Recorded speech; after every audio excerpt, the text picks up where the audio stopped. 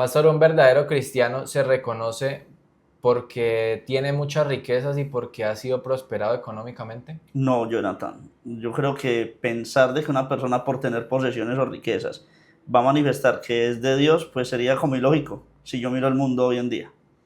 Pero yo he escuchado varios pastores y prédicas donde dicen que Dios nos quiere prosperar a todos. Entonces, ¿hay un error ahí o qué pasa? Bueno, pues en sí, sí, claro, Dios nos quiere prosperar, pero es que ahí hay un punto importante de cómo la gente ha tomado la palabra prosperar.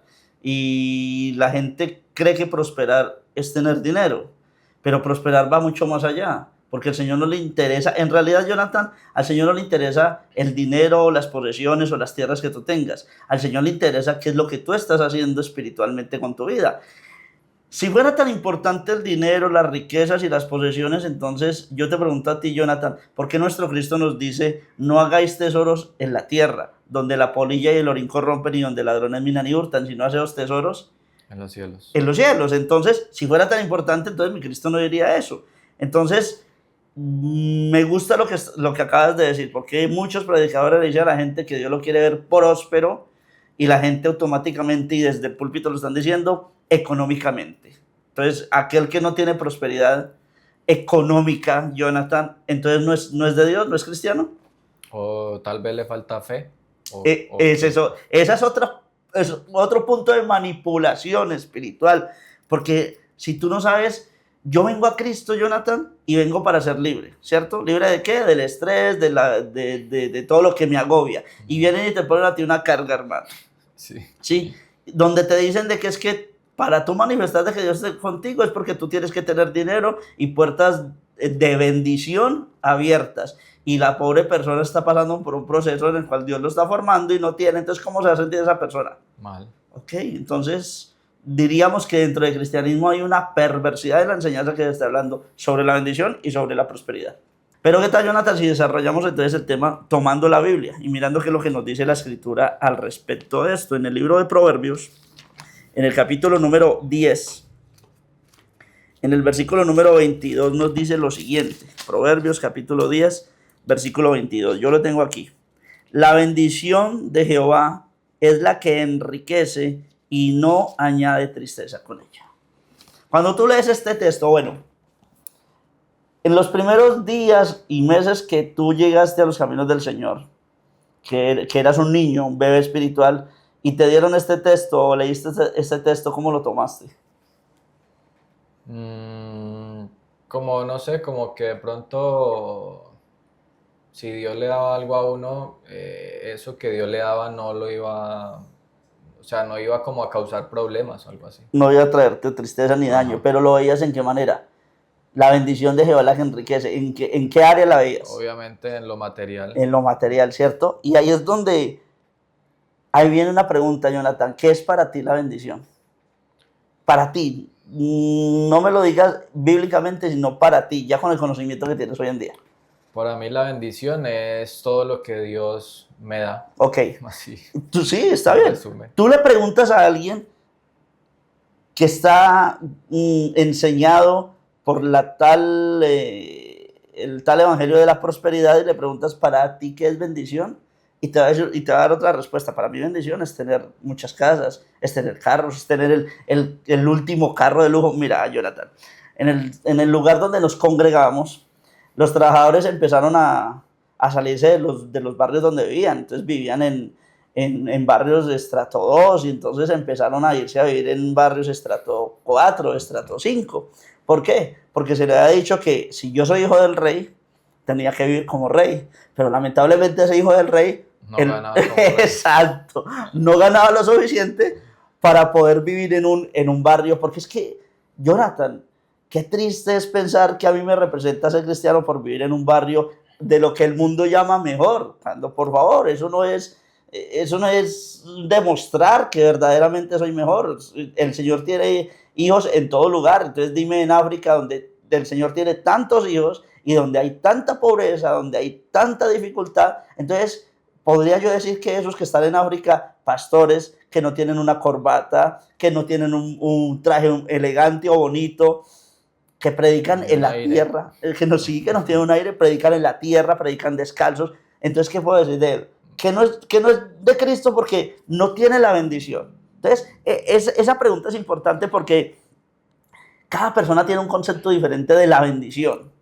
Cada persona, pero yo tengo que mirar qué es la bendición a la luz de la palabra del Señor. Incluso si usted habla, por ejemplo, de iglesias, usted le pregunta, usted pone, digamos, a una persona que no tiene, digamos, o sea, que de pronto, no sé, esté como en ese error, usted le pone una iglesia gigante, moderna, con todos los lujos y todo, y le pone una de barrio, una casita donde van 3 personas, usted le pregunta cuál ¿Cuál lo escoges? es, sí.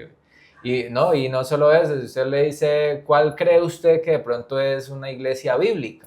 De una vez se va a ir por la que se ve Más llamativa, más sí. bendecida. Exacto. Pues no quería usar esa palabra porque la han mal usado. Entonces la gente dice, tú le preguntas a la gente, ¿y tú dónde crees que Dios está? Entonces, no, pues Dios está aquí porque Dios es el dueño del oro y de la plata. Mío es el oro, mío es la plata. Entonces, pues, por favor, aquí donde se ve la abundancia, donde se ve el lujo, porque imagínate, el rey de reyes, pues, quiere que sus hijos vivan en todo el esplendor. Entonces, miremos, Jonathan, la Biblia en Génesis, en el capítulo número 1, en los versículos 22 y 28, y vamos a entender entonces, a la luz de la Biblia, qué es la bendición. Y Dios los bendijo diciendo, fructificad y multiplicaos y llenad las aguas en los mares y multiplíquense las aves en la tierra. 28 o hasta el 28, le damos el 28. Y los bendijo Dios y les dijo, fructificad y multiplicaos, llenad la tierra y sojuzgadla y señoread en los peces del mar, en las aves de los cielos y en todas las bestias que se mueven sobre la tierra. Entonces me encanta porque el texto dice, y los bendijo Dios. Primero, empieza así, y los bendijo Dios. Los bendijo, ta. Para ti leyendo ese texto, ¿qué es la bendición? Pues en cuanto a eso, a ellos les dio un propósito, Uh-huh, los hizo parte de su plan. uh-huh. Entonces, es eso, que Dios nos tenga en cuenta para lo que Él tiene planeado. Es una Amén. bendición. Entonces, según el texto, tu enfoque, ahora lo miro en el mío, este texto dice, y los bendijo Dios y les dio el respaldo de multiplicarse, es decir, familia. Ujú. Entonces, ¿qué es la bendición? La familia. Sojuzgad la tierra, es decir, gobiernen sobre lo que tienen, ¿sí? Ujú. Entonces el Señor les dio posesión, ¿sí? Sobre una bendición. Yo no necesito tener una posesión de tener un montón de hectáreas, no. Es sobre la casa que Dios te ha dado, Jonathan. Eso es una bendición. Dice, enseñoréense de los animales. Entonces Dios les dio provisión. Entonces empiezo yo a ver, a la luz de la Escritura, de que la bendición de Dios no es material. La bendición de Dios es lo que Él le ha placido otorgarme en su misericordia para conmigo, para que yo viva lo que está diciendo Proverbios. La bendición de Dios es la que, ¿qué? La que enriquece. Es decir, ¿qué, para ti qué es riqueza? Hoy en día, con la madurez que tienes, ¿qué es riqueza para ti? Mirando todo lo que tú tienes al alrededor, ¿qué es para ti riqueza? La riqueza es el poder disfrutar de lo que tengo. De lo que tienes. Eso es riqueza para mí. Llegas tú de trabajar o llegas tu hijo de la escuela y lo primero que hace es mirarte, sonreír y abrazarte. Eso es bendición, ¿cierto? Claro. ¿Qué siente usted cuando usted lo ve y cuando él hace eso? Alegría. Exacto, entonces te enriquece, porque el Señor no se fija en enriquecerme físicamente o materialmente. El Señor me está diciendo que la bendición de Jehová es la que enriquece, pero la que enriquece el alma, ¿sí? La que nutre el alma. Como vimos en nuestro texto base, Jonathan, estamos viendo que la bendición de Dios se manifiesta de diferentes maneras, ¿cierto? Muy diferente a lo que el hombre piensa que es la bendición. Entonces Dios empieza a enriquecer, porque la gran mayoría de personas se enfocan en lo que ellos piensan que es bendición, pero no en lo que Dios está diciendo que es bendición. ¿Qué dice entonces la Biblia de enriquecer? Ya vimos que es la bendición. Ahora, ¿a qué se refiere el Señor o a qué va cuando nos dice enriquecer? Miremos qué dice el Espíritu Santo a través del apóstol Pablo en la primera epístola a los Corintios, en el capítulo número 1, versículo 5. Si tú lo tienes, yo voy a buscar mientras tanto, segunda de Corintios, capítulo 6, versículo 10. ¿Qué dice 1 Corintios 1:5? Porque en todas las cosas fuisteis enriquecidos en él, en toda palabra y en toda ciencia. Ok, entonces me está diciendo que la riqueza era que es, perdón, espiritual. En palabra, hay gente que tiene palabra, pero no es rica en palabra. Hay gente que tiene algún conocimiento, pero no es rico en el conocimiento. Estamos hablando del conocimiento de Dios. Mira lo que nos dice 2 Corintios 6:10 y tú puedes preparar 2 Corintios 9:11. Como entristecidos, mas siempre gozosos. Como pobres, mas enriqueciendo a muchos. Como no teniendo nada, mas poseyéndolo todo. Hombre, está hablando aquí Pablo, un varón que tenía, porque él era un comerciante y que tenía dinero y que tuvo dinero y que dejó todo. En Filipenses dice, todo lo tengo por basura, porque para Pablo, la riqueza de Pablo era ¿quién? Cristo. Listo. Entonces fíjate, tan maravilloso que es cuando yo empiezo a conocer lo que realmente es bendición. No lo que el hombre me enseña que es bendición, sino lo que la Biblia dice. ¿Qué dice 2 Corintios 9:11? Para que estéis enriquecidos en todo para toda liberalidad, la cual produce por medio de nosotros acción de gracias a Dios. Ok, entonces, cuando yo soy rico y no tengo, escuche lo que está diciendo allí Pablo. Cuando yo soy rico y no tengo, ¿qué hago? Le doy gloria a Dios. Porque yo no soy rico por la abundancia de lo que tengo, sino por el Dios que tengo. Tú ves a Elías. Elías abre la boca por Dios y ora para que no llueva en 3 años y medio, ¿cierto? Y no llueve. Y tú sabes qué significa que no llueva en la tierra. Claro. En una tierra agrícola y en una tierra ganadera. Entonces, había hambruna. La gente estaba muriendo de hambre. Y cuando hablo de gente, pues tengo que involucrar a Elías. Pero Elías no tenía posesiones. Elías no tenía riquezas materiales. Elías tenía solamente la única riqueza que yo voy a tener en mi vida, a Dios. ¿Le faltó algo a Elías? No. ¿Por qué? Porque entendió Elías que la bendición no era tener lo material, sino tener al Señor. Que es lo que mi Cristo nos dice claramente y la gente no quiere entender. Bueno, pero entonces, esas riquezas materiales, de pronto, o sea, ya sabemos, o sea, sí sabemos que las riquezas verdaderas en Dios son espirituales y es poder disfrutar de lo que se tiene y aún no teniendo ser rico, pero esas riquezas materiales hacen parte también de un cristiano. El Señor Jesucristo nos dice, mas buscad primeramente el reino de Dios y su justicia y todas las demás cosas serán añadidas. Sí, el Señor sabe de las cosas que tú tienes necesidad. Hombre, te dio por tener 10 hijos. Necesitas tener buen dinero para poder sustentar a tus hijos. Y el Señor sabe que eso tiene necesidad. Pero ¿qué es lo que quiere el Señor? Que tú no te enfoques en creer o en mirar lo que necesitas como una bendición. El Señor quiere que tú te enfoques en mirarlo a Él como la bendición. Cuando tú lo miras a Él como la bendición, te vas a dar cuenta que no necesitas tener. Y te lo va a demostrar en la Biblia. Hubo hombres de Dios que no necesitaron tener para ser benditos, porque estaban demostrándonos a nosotros que las riquezas espirituales, que son lo que el Señor quiere en lo que yo me enfoque, es lo que me permite a mí progresar y prosperar físicamente o materialmente. Fíjate lo que nos dice Génesis, Jonathan, y yo quiero que prestemos mucha atención a este texto porque te voy a hablar de un hombre, de un varón que no tenía nada. En el capítulo 39 de Génesis, en los versículos 2, 3, 5, 22 y 23. Leámoslo con despacio. Mas Jehová estaba con José, y fue varón próspero y estaba en la casa de su amo el egipcio. Y vio su amo que Jehová estaba con él y que todo lo que él hacía, Jehová lo hacía prosperar en su mano.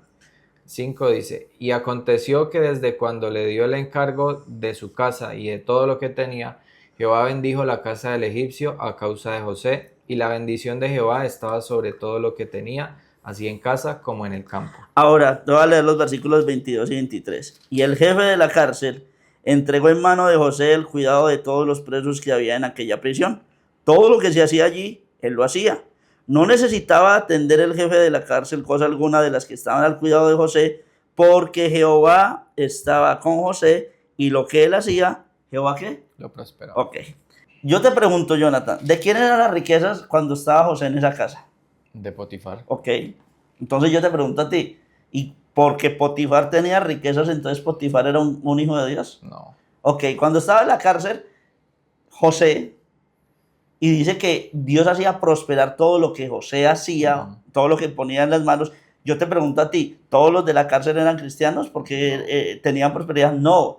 Y yo te pregunto, ¿José tenía un peso? no. No tenía nada. ¿Y era qué? Enriquecía a los otros, pero Exacto. Entonces, eso eres tú y eso soy yo. ¿Por qué? Porque José no tenía ni un peso, pero José tenía a Dios. Y mientras José tuviera a Dios, donde iba José, nada le iba a faltar. Donde estaba José, todo iba a prosperar. A mí me encanta cuando alguien de su corazón da la obra del Señor. A mí me encanta decirle que el Señor te prospere en todas las áreas de tu vida y te haga multiplicar. Porque yo entiendo que no es el trabajo que tú tienes, no es el negocio ni la empresa que tú tienes. A ti no te bendice nada de eso. A ti no te bendice la cantidad de clientes que tienes, a ti te bendice Dios, porque Dios pone el querer como el hacer en cada uno de tus clientes para que te busquen. ¿Por qué te buscan? Porque Dios te dio a ti un talento en el cual eres excelente y estás manifestando que Dios te ha dotado de gloria y en esa gloria el Señor te prospera. y la gracia, ¿no? Amén. La gracia que es la que te abre puertas. Entonces nos damos cuenta en este texto, Jonathan, que la bendición no es tener riquezas, la bendición es tenerlo a Él. Y entonces cuando José, teniendo a Dios, se acercó a Faraón, el dueño de todo, entonces puso a José sin un peso. Es que eso es imposible, Jonathan, de que para poder llegar a un sitio de honor, hablando humanamente, pues tú necesitas tener influencias económicas, influencias sociales. Este tipo no tenía nada, perdón, este varón de Dios no tenía nada, no tenía nada, no tenía nada humanamente, pero tenía al Dios de los siglos. Y cuando tuvo al Dios de los siglos, Dios le abrió las puertas y lo puso como segundo en el reino más grande de su tiempo.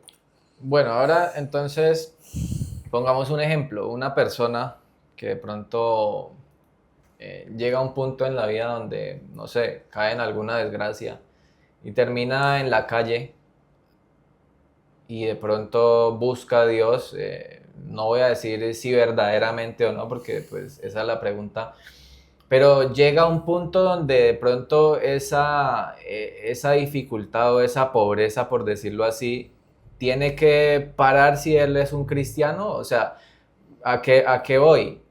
Hay pastores y prédicas donde pastores dicen, es que no, es que una cosa es que pases por una prueba, pero si te quedas ahí, ya o sea, ya eso no es de Dios. Entonces, tiene que llegar un punto donde ya yo no viva en la pobreza o tenga esas dificultades económicas para ser cristiano, o puede un cristiano vivir toda su vida aguantando hambre, por decirlo así. ¿Te respondo bíblicamente o te respondo para alegrarte el corazón? Mire, Jonathan, el Señor dice claramente en la palabra, no he visto justo desamparado, ni que su descendencia mendigue pan. Pero tampoco te va a decir que cuando yo llego a Cristo, entonces rápidamente o finalmente me voy a enriquecer. No, hay gente a la cual el Señor quiere darle riquezas. Y hay gente, aunque duela, que no. Y hay que aceptarlo. El Señor le dijo al ladrón de Judas, que estaba tan preocupado por el alabastro que derramó la mujer. Y le dijo, hombre, a los pobres los vas a tener siempre. Mire, yo miro a Jeremías, o miro a Nabucodonosor mejor, y dice que Nabucodonosor se llevó a los príncipes, a la nobleza, a todos los ricos, se los llevó a Babilonia, ¿cierto? Y que dejó, dice la escritura, no lo digo yo, y que dejó a todos los pobres, los dejó allá, en Judá. Y entre esos pobres había un profeta que se llamaba Jeremías, ¿sí? Entonces yo digo, hombre, Dios tenía propósito con Jeremías, pero más adelante yo veo a Jeremías comprando una heredad. Si era pobre, ¿de dónde sacaba plata? Entonces, aunque de pronto era humanamente pobre, el Señor te provee, Jonathan. Lo que estamos hablando ahorita de Elías, ¿sí?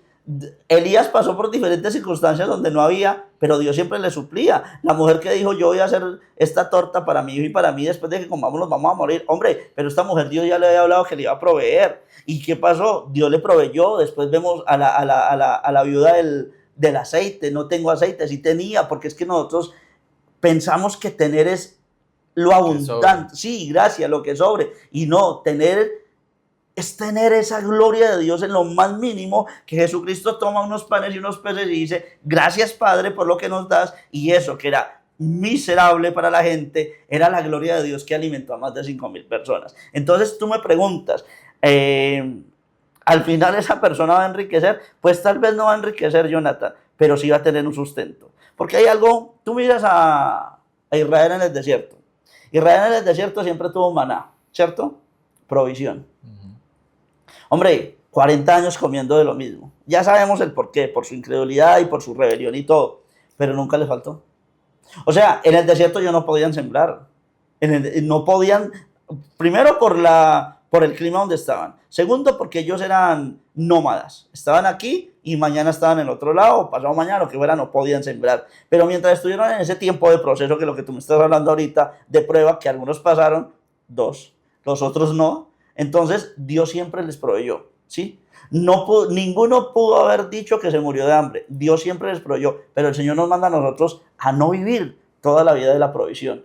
El Señor nos manda a vivir de más allá de la provisión, de la bendición, de la prosperidad y del ensanchamiento. Primero espiritual, porque Josué y Caleb fueron los únicos que heredaron la promesa, vivieron la promesa y fructificaron en la promesa, porque fueron ricos espirituales. Porque la bendición de ellos era para el alma primero que todo y después para lo material. Y porque tuvieron una actitud diferente, ¿no? También. Dice la escritura, porque el espíritu de Caleb era diferente ante todo. ¿Cuál era el espíritu de Caleb? El espíritu de Dios. ¿Por qué? Porque él creía lo que Dios decía. Dios decía, si tú te quedas parado allí 24 horas, ve, si Dios se lo hubiera dicho a Caleb, Jonathan, yo estoy completamente seguro que Caleb se hubiera quedado 24 horas ahí parado porque Dios había dicho, porque Caleb le creía a Dios. Así es. Me acuerdo de una parte donde creo que es David, le ora a Dios diciéndole como que no le dé ni mucho para que no se dañe, ni tampoco para que le falte, pues como que le dé lo necesario, aunque sabemos que David era, mejor dicho, rico. Pero lo dice él y lo dice Salomón, lo dicen los dos, y tú ves que fueron hombres muy ricos, pero ¿sabes por qué? Dirá la gente, no, pues así que chiste. Pero ¿sabes por qué, Jonathan? Porque David nunca puso su esperanza en el dinero. ¿Sí? Y cuando quiso poner su esperanza en el ejército, el Señor lo reprendió. Entonces, cuando tú pones tu esperanza, mira, yo te voy a dar bíblicamente un secreto para que el Señor te ensanche en todo camino donde tú vayas. Nunca, mire, si te va a llegar $1 millón de dólares. Hay que decir siempre. Ay, no, el Señor nos guarde. Si te llega $1 millón de dólares un día a tu vida, Jonathan, no pongas tu esperanza en ese $1 millón de dólares, porque hoy te puede llegar y mañana no va a estar. Pero si tú, amén, recibo. pero si tú te llega eso y le dices, gloria a ti, Señor, gracias por lo que tú has dado, y sigues buscando, mira, hay gente que le da gloria a Dios cuando le llega lo poquito, ay, gracias, Señor, porque me está supliendo, pero cuando empieza a llegar lo grande y lo abundante, se olvidan de darle gloria a Dios. ¿Por qué? Porque están poniendo su esperanza en eso, no en Dios. Y cuando tú pones tu esperanza en Dios, sin importar la escasez o la abundancia, el Señor te va a prosperar y a bendecir de tal manera que ni cuenta te vas a dar de lo que Dios haga contigo. Y hay otros que van al otro extremo, ¿no? Que no le dan gloria a Dios, sino que esperan que Dios les dé más para poder dar gloria a Dios. No, es que eso es tremendo. Fíjate que hubo un hombre en la Biblia, Jonathan, y vayamos allá al libro de Job, en el capítulo, porque tú me estás diciendo ahorita, entonces si no tiene propiedades, si no tiene dinero, entonces, ¿qué? Se quedó en esa prueba y entonces ya Dios no está con él. Pues miremos qué dice. Pecado. O está en pecado, porque es otro cuento de la religiosidad. En el libro de Job, en el capítulo número 1, en los versículos 20-21, nos dice la escritura lo siguiente. Entonces Job se levantó y rasgó su manto y rasuró su cabeza y se postró en tierra y adoró. Y dijo, desnudo salí del vientre de mi madre y desnudo volveré allá. Jehová dio y Jehová quitó. Sea el nombre de Jehová bendito. ¿Dónde está la esperanza de Job? En Dios. Ay, por favor, Jonathan, Job era riquísimo. Bueno, te voy a decir, multimillonario. Y cuando se quedó sin nada, dijo, gloria a Dios. Y viene el capítulo 2 en el versículo 7 al 10 y dice, entonces salió Satanás de la presencia de Jehová e hirió a Job con una sarna maligna desde la planta del pie hasta la coronilla de la cabeza. Y tomaba Job un tiesto para rascarse con él y estaba sentado en medio de ceniza. Entonces le dijo su hermosa mujer, ¿aún retienes tu integridad? Maldice a Dios y muérete. Y él le dijo, como suele hablar cualquiera de las mujeres fatuas, has hablado que recibiremos de Dios el bien y el mal no lo recibiremos. En todo esto no pecó Job con sus labios. Entonces vemos que la mujer, su esperanza era el dinero, ¿sí? Pero vemos a Job que su esperanza era Dios. ¿Y qué pasa con este hombre? Porque es que el tiempo de prueba de Job fue muy duro. ¿Qué pecado cometió? Si yo paso por pruebas difíciles según el religioso, porque estoy en pecado, entonces yo te pregunto a ti, porque era lo mismo que pensaban los amigos de él. Sí. Pero ¿para qué amigos, no?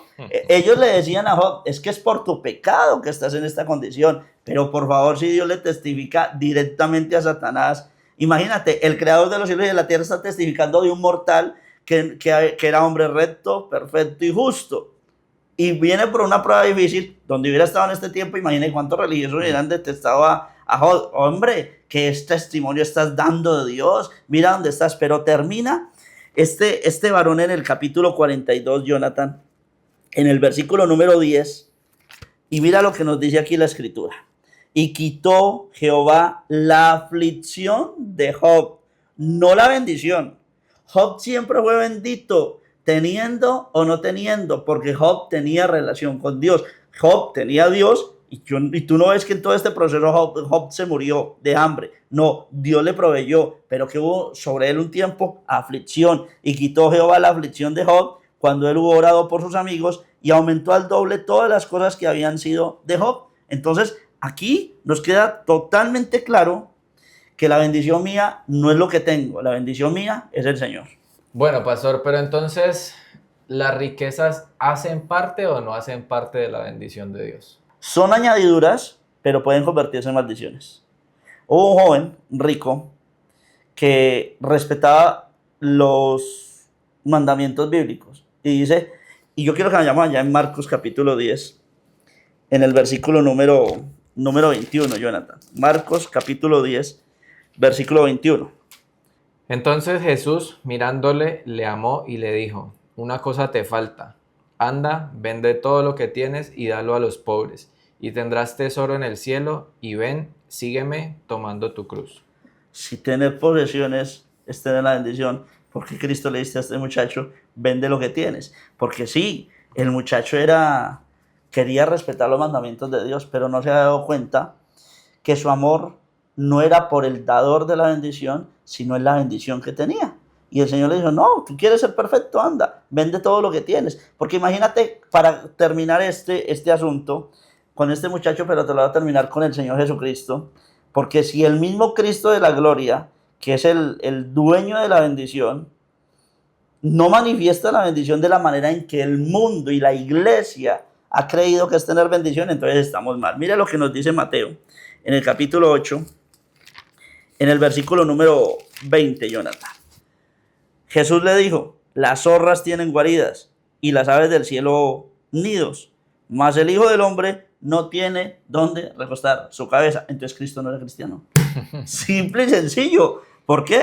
Porque Cristo está diciendo que no tenía nada. Pero sabemos que es el dueño del oro y de la plata. Y sabemos que dejó el reino de los cielos por amor a ti, por amor a mí. Entonces no me digas, Jonathan, el día de mañana que si yo tengo un carro es porque tengo la bendición de Dios. O si tengo una finca es porque tengo la bendición de Dios. Porque yo conozco un montón de narcotraficantes que tienen un montón de fincas y un montón de carros y no tienen la bendición de Dios. Y conozco falsos predicadores y falsos profetas que están llenos de dinero y no predican a Cristo. Entonces no me digas que tener dinero es tener la bendición de Dios. Ni tampoco la pobreza, ¿no? Porque ya el otro punto que por ejemplo, la Iglesia Católica que es... El voto de pobreza. Entonces, que para yo poder ser cristiano necesito vivir pobre. No.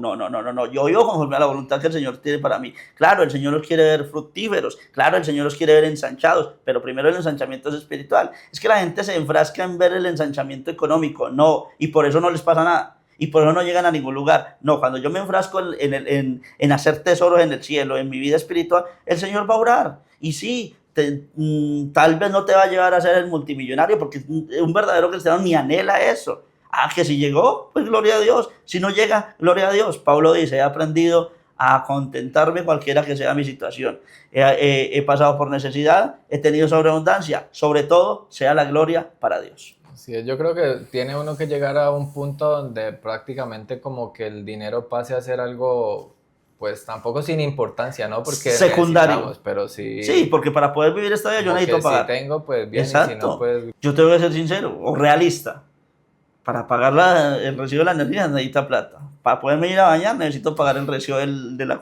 Claro que eso lo necesitamos, pero el Señor Jesucristo dijo, Claramente nuestro Padre sabe de qué cosas tienes necesidad antes de que tú le pidas. ¿Qué vale más?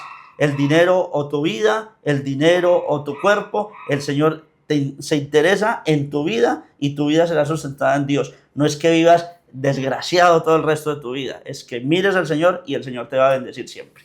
Amén. Muchas gracias por habernos acompañado en este episodio de Eternals, un podcast que no es religioso, pero sí espiritual.